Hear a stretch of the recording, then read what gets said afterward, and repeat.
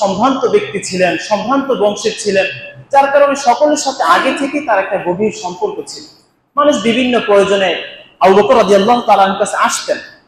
যখন তিনি কোনো ব্যক্তিকে উপযুক্ত মনে করতেন, তখন তিনি তাকে ইসলামের দাওয়াত দিতেন। ঐতিহাসিকগণ ইতিহাসের কিতাবের মধ্যে লিখে, সেই আবু বকর রাদিয়াল্লাহু তাআলা আনহুর দাওয়াতে, ইসলাম যখন গোপনে দাওয়াত চলছিল, তখনই জুবাইর ইবনে আওয়াম রাদিয়াল্লাহু তাআলা আনহু, আবু তালহা রাদিয়াল্লাহু তাআলা আনহু, উসমান ইবনে আফফান রাদিয়াল্লাহু তাআলা আনহু, আব্দুর রহমান ইবনে আউফ রাদিয়াল্লাহু তাআলা আনহু, এভাবে করে সাদ ইবনে আবি ওয়াক্কাস রাদিয়াল্লাহু তাআলা আনহু, তারা আবু বকর রাদিয়াল্লাহু তাআলা আনহুর দাওয়াতে ইসলাম কবুল করে ফেলেন।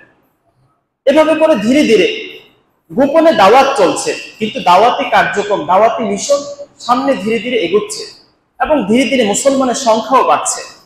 আম্মি জান আয়েশা রাদিয়াল্লাহু তাআলা আনহা বলেন, যখন মুসলমানদের সংখ্যা হলো 38, তখন আবু বকর রাদিয়াল্লাহু তাআলা আল্লাহর রাসূলকে বলেন, ইয়া রাসূলুল্লাহ, আমরা কতদিন গোপনে দাওয়াত দিব? চলেন একটু প্রকাশ্যে দাওয়াত দিই। এক আল্লাহর কথাই তো বলবো, এই জমিন তো আল্লাহর, এই জমিনে যা কিছু আছে সকল কিছু আল্লাহর, সে আল্লাহর কথা বলবো, সেখানে কিসের সমস্যা? চলেন আমরা মানুষের সামনে প্রকাশ্যে দাওয়াত দিই। আবু বকর রাদিয়াল্লাহু তাআলা আনহু যখন এই কথা বললেন, আল্লাহ রাসূল বললেন যে আমরা তো সংখ্যায় অল্প, মুশরিকরা তো আমাদের উপর ঝাঁপিয়ে পড়বে, আমাদের উপর জুলুম করবে, নির্যাতন করবে। আবু বকর রাদিয়াল্লাহু তাআলা বললেন যে না ইয়া রাসূলুল্লাহ, মনটা মানছে না, আর কতকাল গোপনে দাওয়াতের কাজ করব? আল্লাহ রাসূল অনুমতি দিলেন। আবু বকর রাদিয়াল্লাহু তাআলা আনহু তিনি কাবার পাশে এসে দাঁড়িয়ে এক আল্লাহর বরত্বের কথা বলতে শুরু করলেন। যখনই এক আল্লাহর বরত্বের কথা বলছেন, ঠিক তখনই মুশরিকরা আবু বকর রাদিয়াল্লাহু তাআলা আনহুর উপর ঝাঁপিয়ে পড়ল এবং আবু বকর রাদিয়াল্লাহু তাআলা আনহুকে এতটা নির্যাতন করলো, জুলুম করলো যে ওনাকে পুরো রক্তাক্ত করে দিল। একেবারে উতবা ইবনে রাবিআ নামে একজন ছিল, বড় পাপিষ্ঠ ছিল। এই সে আবু বকর রাদিয়াল্লাহু তাআলা আনহুকে এমন ভাবে মুখে আঘাত করলো, পুরো মুখ রক্তাক্ত করে দিল এবং আবু বকর রাদিয়াল্লাহু তাআলা আনহুর মুখ একেবারে ফুলে গেল, চিনা যায় না এমন অবস্থা।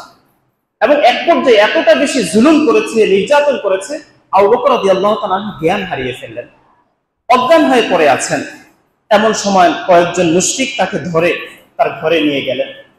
দীর্ঘ সময় তিনি অজ্ঞান অবস্থায় থাকলেন। সেই সকালবেলা এই অবস্থা হয়েছে, সন্ধ্যা হয়ে যাচ্ছে, এখনো জ্ঞান ফিরছে না। সন্ধ্যায় যখন জ্ঞান ফিরল, জ্ঞান ফিরার পর সাথে সাথে আবু বকর রাদিয়াল্লাহু তাআলা আনহু অন্য কোনো কথা না বলে বললেন, আমার হাবিব মুহাম্মদ সাল্লাল্লাহু আলাইহি ওয়াসাল্লাম কেমন আছে?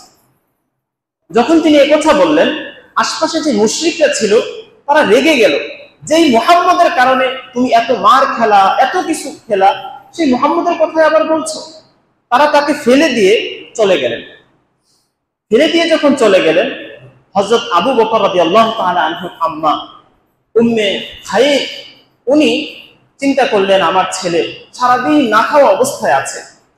বললেন যে বাবা, তুমি সারাদিন কোনো কিছু খাও নাই, আগে কোনো কিছু খেয়ে নাও। তখন আবু বকর রাদিয়াল্লাহু তাআলা আনহু বললেন, হে আমার প্রিয় মা, যতক্ষণ পর্যন্ত আমার এই দু চোখ আল্লাহ রাসূল সাল্লাল্লাহু আলাইহি ওয়াসাল্লামের দিদার না করবে, ততক্ষণ পর্যন্ত এক ফোঁটা পানি, একটা দানাও আমার এই মুখ দিয়ে ঢুকবে না। আবু বকর রাদিয়াল্লাহু তাআলা আল্লাহ রাসূলকে কতটা মহব্বত করেছেন, কতটা ভালোবেসেছেন। নিজের এই রক্তাক্ত শরীর খবর লাগালেন আল্লাহ রাসূল কোথায় আছেন। আল্লাহ রাসূল সাল্লাল্লাহু আলাইহি ওয়াসাল্লাম ইবনে আরকাম রাদিয়াল্লাহু তাআলা ঘরে ছিলেন। আবু বকর রাদিয়াল্লাহু তাআলা অসুস্থ শরীর নিয়ে ছুটে গেলেন আল্লাহ রাসূল সাল্লাল্লাহু আলাইহি ওয়াসাল্লামের কাছে। যে আল্লাহ রাসূল সাল্লাল্লাহু আলাইহি ওয়াসাল্লামের সাথে সাক্ষাৎ করলেন, তারপর তিনি খাবার গ্রহণ করলেন। সাহাবায়ে কেরাম কিভাবে আল্লাহ রাসূল সাল্লাল্লাহু আলাইহি ওয়াসাল্লামকে মহব্বত করেছেন, ভালোবেসেছেন। আজকে আমি আপনি, আমার কাছে রাজনৈতিক একটা দল, সেটা ইসলাম ধর্মের চেয়ে অনেক বেশি প্রিয়। আজকে একজন খেলোয়াড়ের চুলের কাটিং, সেটা আল্লাহ রাসূল সাল্লাল্লাহু আলাইহি ওয়াসাল্লামের চুলের কাটিং এর চেয়ে আমার কাছে আরো অধিক বেশি প্রিয়। আজকে একজন খেলোয়াড়ের পোশাক, সেটা আমার কাছে প্রিয়, কিন্তু আল্লাহ রাসূল সাল্লাল্লাহু আলাইহি ওয়াসাল্লামের যে পোশাক, সেটা আমার কাছে প্রিয়। সাহাবায়ে কেরাম আল্লাহ রাসূলকে হৃদয়ের গভীর থেকে মহব্বত করেছেন, ভালোবেসেছেন। আর আমরা আল্লাহ রাসূল সাল্লাল্লাহু আলাইহি ওয়াসাল্লামের বিপরীত কাজ করতে পছন্দ করি। আল্লাহ তাআলা কোরআনে কারিমে বলেছেন, লাকাদ কানা লাকুম ফি রাসূলিল্লাহি উসওয়াতুন হাসানাহ। আল্লাহ রাব্বুল আলামিন বলেন যে রাসূলের মাঝেই আমি তোমাদের জন্য রেখেছি উত্তম আদর্শ। আজকে আমরা কাকে আদর্শ হিসেবে গ্রহণ করলাম? বড় আফসোস লাগে তখন যখন মুসলমানের ছেলে অন্য ধর্মের অবলম্বী যারা তাদেরকে অনুসরণ করে, তাদের পোশাক করে, তাদের পিছনে 10 নাম্বার 11 নাম্বার লেখা, মুসলমানের যুবক তার পিছনে 10 নাম্বার 11 নাম্বার এবং সেই ধরনের পোশাক করে রাস্তার মধ্যে হাঁটে। মাওলানা ইলিয়াস সাহেব রহমতুল্লাহ আলাইহি, ওনার ছেলে ইউসুফ সাহেব রহমতুল্লাহ আলাইহি, যাকে দ্বিতীয় হযরতজি বলেন, ওনার কাছে একবার কিছু মানুষ আসলেন, এসে বললেন যে হযরত, আপনি দোয়া করেন যেন আল্লাহ রাব্বুল আলামিন ইহুদি খ্রিস্টানকে দুনিয়া থেকে একবারই শেষ করে দেন। তখন হযরত বললেন যে দেখো, আমি তো প্রতিদিনই একটা দোয়া করি, আমি দোয়া করি যে আল্লাহ, আপনি মুসলমানদের অন্তর থেকে ইহুদি এবং নাসারাদের মহাব্বত ভালোবাসা আপনি বের করে দেন।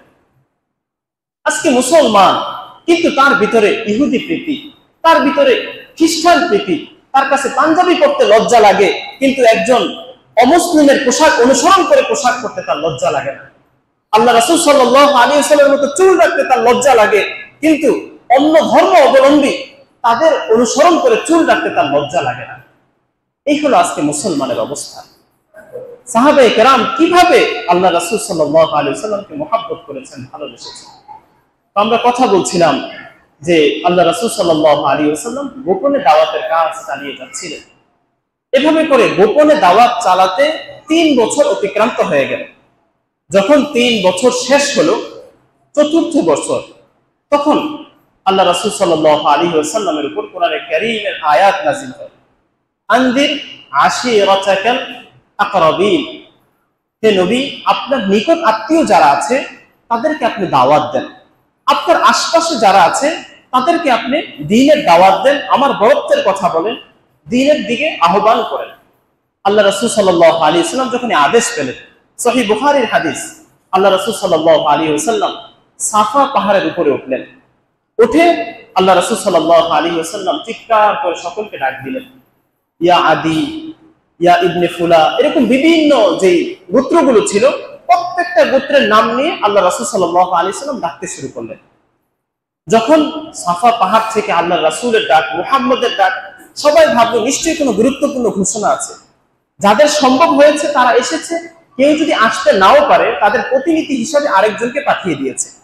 সবাই যখন আসলো, আসার পর আল্লাহ রাসূল সাল্লাল্লাহু আলাইহি ওয়াসাল্লাম তিনি আবার ঘোষণা করলেন যে আমি যদি এখন বলি এই সাফা পাহাড়ের পিছনে এমন কিছু শত্রু দল আছে, অল্প কিছুক্ষণের মধ্যে তারা তোমাদের উপর হামলা করবে, তোমরা কি আমার এই কথা বিশ্বাস করবে?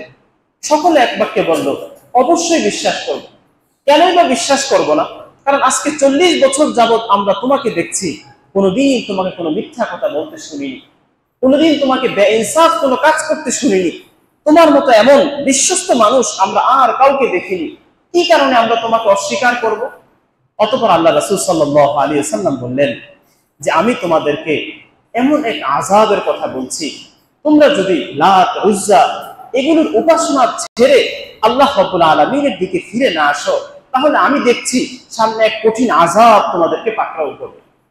আল্লাহ রাসূল সাল্লাল্লাহু আলাইহি ওয়াসাল্লাম যখন দ্বীনের দাওয়াত দিলেন, এতক্ষণ যে মানুষগুলো বলেছে যে আপনার মতো বিশ্বস্ত মানুষ এই দুনিয়ার মধ্যে নেই, এই মানুষগুলো এখন আল্লাহ রাসূলের বিরোধিতা করতে শুরু করেছে। আল্লাহ রাসূল সাল্লাল্লাহু আলাইহি ওয়াসাল্লামের চাচা আবু লাহাব, আল্লাহ রাসূল যখন জন্মগ্রহণ করেছেন সে এতটা খুশি হয়েছে, তার এক দাসী ছিল সুয়াইবা নামে, সেই দাসীকে সে আজাদ করে দিয়েছে। তাহলে কতটা খুশি হয়েছে। আর আজকে যখন আল্লাহ রাসূল দ্বীনের কথা বললেন, সে আবু লাহাবই সর্বপ্রথম বলছে, তাব্বান লাকা সাইরাল ইয়াউম, হে মুহাম্মদ তুমি ধ্বংস হও, তোমার সারাটা দিন শেষ হয়ে যাক, তোমার জিন্দেগি শেষ হয়ে যাক, এই ধরনের কথা বলতে শুরু করে। সাথে সাথে অপর দিকে আল্লাহ রাব্বুল আলামিন কোরআনে কারীমের মধ্যে আয়াত নাযিল করে, তাব্বাত ইয়াদা আবি লাহাবি ওয়া তাব মা আগনা আনহু মালু